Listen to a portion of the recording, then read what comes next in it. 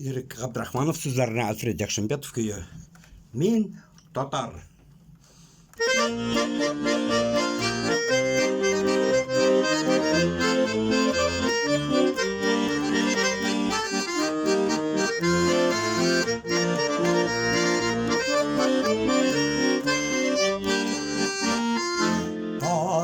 Digen donlı milletten min tuğan ilir tırgar jirem var.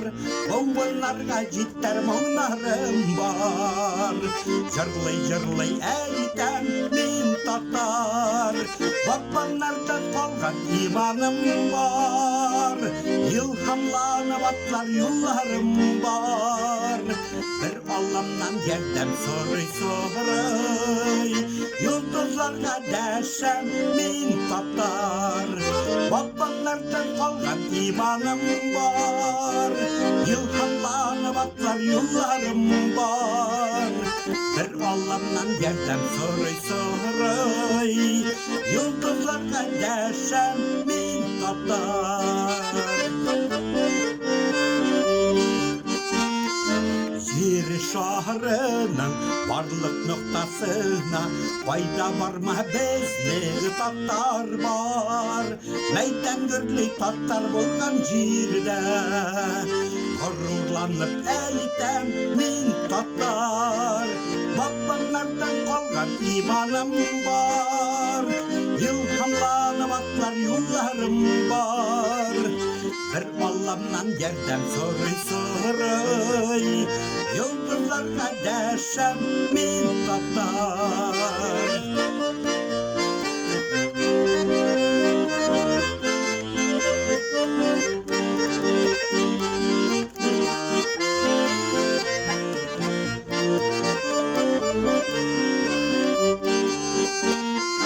Tuğay Zelil Aliş ilham algan tuğan telim tatar telim var. Asırlarga işitirlik itip kukrek soğup eytem min tatar. Babanlardan kalgan imanım var. İlhamlanıp atlar yollarım var. Bir Allah'tan yerden soruy yıldızlarga desem min tatar. Babanlardan kalgan imanım var. İlhamlanıp atlar yollarım var. Bir Allah'tan yerden soruy yıldızlarga desem min tatar. Bir Allah'tan yerden soruy yıldızlarga desem min tatar.